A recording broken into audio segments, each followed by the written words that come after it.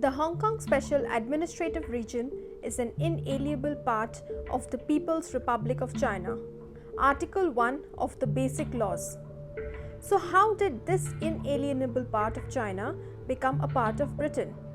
To understand the root of Hong Kong's separation from the mainland, one must go back to the Opium Wars between Great Britain and China in the mid-1800s.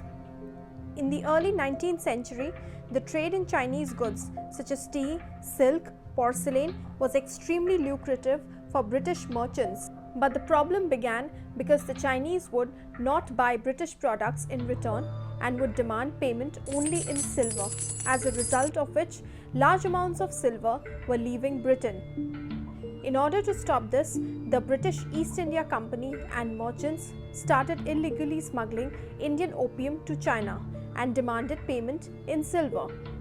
Opium had medicinal properties and assisted sleep and reduced pain, but it increased addiction rate and China's favorable trade balance was disturbed, and the Chinese tried to stop this opium trade, which led to the Opium Wars.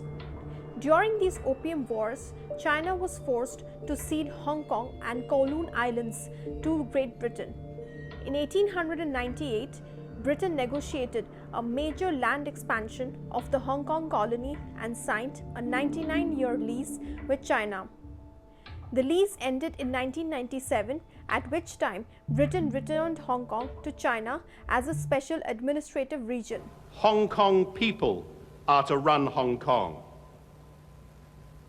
That is the promise, and that is the unshakable destiny. The most detailed negotiation about how these ceremonies would be equally shared, the most powerful symbols of change.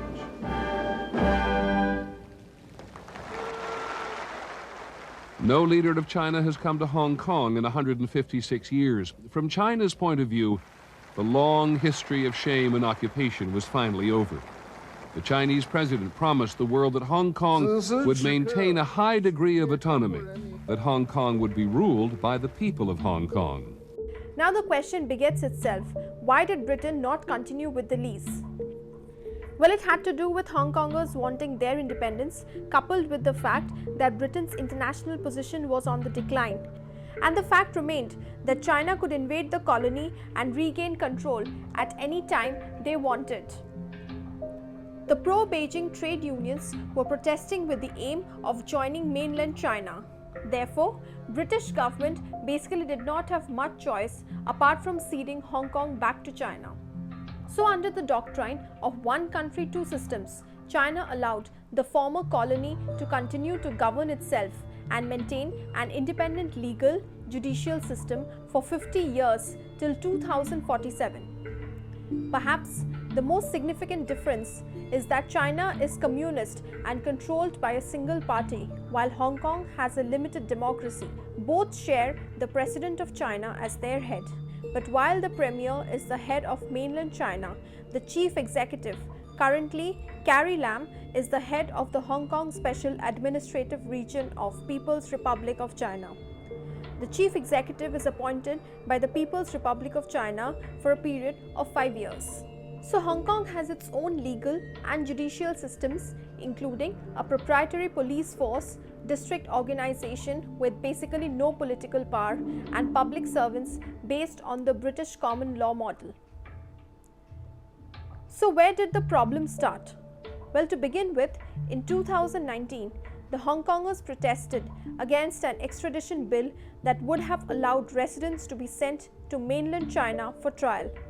It was eventually suspended and withdrawn by the Chief Executive. Amnesty International said that if the bill would have been passed, it would have allowed mainland authorities to target critics, journalists, human rights defenders, NGO workers, and anyone else in Hong Kong. But it seems that China is adamant in curtailing Hong Kong's Special Administrative Region status before 2047, and to that effect had introduced the National Security Law on 30th of June 2020 at 2300 hours, just an hour before the 23rd anniversary of the British handover of Hong Kong to China. The new law's key provisions include that Crimes of secession, subversion, terrorism, collusion with foreign forces are punishable by sentence of life in prison. Damaging public transport facilities can also be considered as terrorism. Those who are found guilty will not be allowed to stand for public office. Companies can be fined if convicted under the law. Beijing will establish a new security office with its own law enforcement personnel.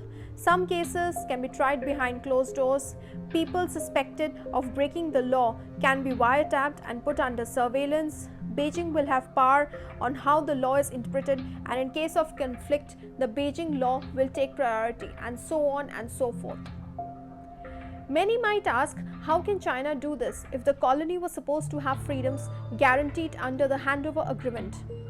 Well, these laws can be introduced by a decree, meaning that they can bypass the city's parliament.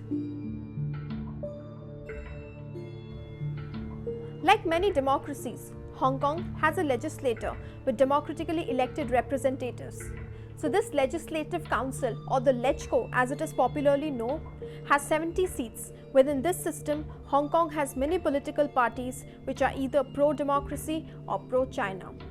In every election, these pro-democratic parties have won the popular vote, but they occupy only 40 of the 70 seats in the Legislative Council.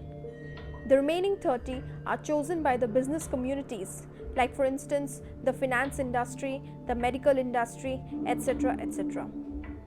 Since these businesses have an incentive to be friendly with China, those seats are dominated by basically pro-China political parties. Since the handover, pro-China parties have controlled the LegCo despite having never won more than 50% of the popular vote. Beijing's efforts in Hong Kong appear aimed towards transforming the free city into one that follows the Chinese Communist Party line.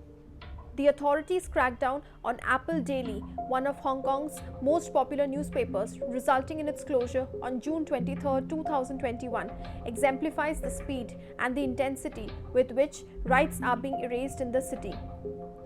The authorities are shutting down free media, cutting off funding for pro-democracy movement, and depriving those accused of political crimes of fair trial rights.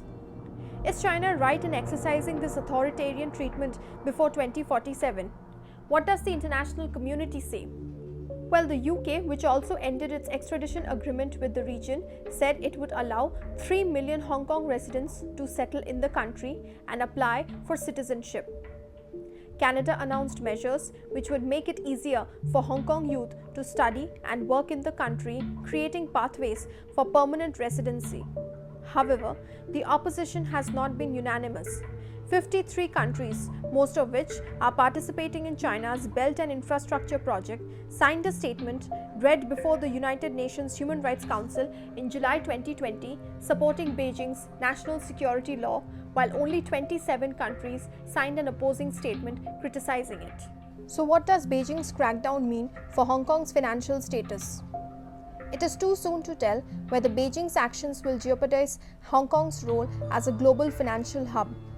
Relatively low taxes, a highly developed financial system, light regulation, and other capitalist features have made Hong Kong one of the world's most attractive markets and set it apart from mainland financial hubs such as Shanghai and Shenzhen. Multinational firms and banks, many of which maintain regional headquarters in Hong Kong, have historically used the city as a gateway to do business in the mainland, owing in part to its proximity to the world's second largest economy and its legal system based on the British common law.